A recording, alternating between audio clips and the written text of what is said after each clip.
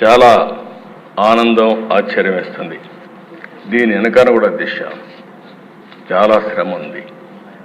ఒక్క విషయం మనం గుర్తుపెట్టుకోవాల్సిన అవసరం ఉంది. మిత్రులు పవన్ కళ్యాణ్ గారు ఇప్పుడే మాట్లాడారు. ఒక్కసారి రాష్ట్ర ప్రజానికం కానీ ఎలాంటి నమ్మకం కల్పించామంటే చాలా సఫర్ అయ్యాం. 2014లో కూడా కొత్త రాష్ట్రం, ఈ రాష్ట్రం అభివృద్ధి కావాలని ముందుకొచ్చి పోటీ చేయకుండా సపోర్ట్ చేసిన వ్యక్తి పవన్ కళ్యాణ్ గారు. సామాజిక బాధ్యత కోసం ఆలోచించారు, ముందుకొచ్చారు. తర్వాత దిశ మొన్న ఎలక్షన్లో ఆయన్ని మేము చూసినప్పుడు చాలా సమస్యలు వచ్చాయి.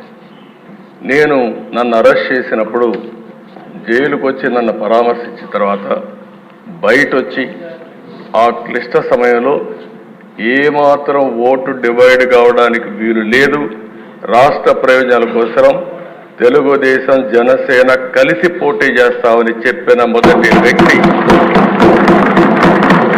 పవన్ కళ్యాణ్. అంటే ఇది ఒక సామాజిక బాధ్యతగా తీసుకున్నారు. రాజకీయంలో అరుదైన సంఘటన ఇది. ఇద్దరం కలిసిన తర్వాత బీజేపీ వారు కూడా ముందుకొచ్చారు, కేంద్ర నాయకత్వం. ముగ్గురం కలిసిన తర్వాత దిశ ఇది ఒక సునామీ.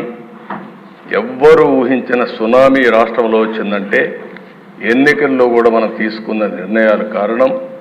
ఆ నిర్ణయాన్ని మళ్ళీ మనందరం కలిసి వారు ఒక మాట చెప్పారు, మనస్ఫూర్తిగా వినిపిస్తున్నా, ఈ రాష్ట్రాన్ని మళ్ళీ ఘాటిలో పెట్టి అన్ని విధాల అభివృద్ధి చేసే వరకు ఏమాత్రం ఆలోచించకుండా సమైక్యంగా ముందుకు పోవడానికి ఆలోచిస్తామని ఈ సభ ద్వారా రాష్ట్ర ప్రజానికానికి కూడా మేము ఒక హామీ ఇస్తున్నాం, చేస్తామని చెప్పి కూడా మీకు కూడా తెలియజేస్తాను.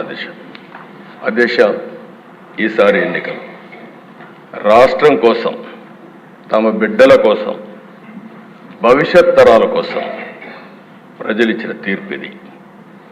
ఉపాధి కోసం వేరే రాష్ట్రాలకు వెళ్ళినటువంటి పేదవాళ్ళు వాళ్లే టిఫిన్ క్యారియర్ తీసుకొని వచ్చి ఓటేసి మళ్ళీ తిరిగి చెన్నైకో, హైదరాబాద్కో, బెంగళూరుకి వెళ్ళారు.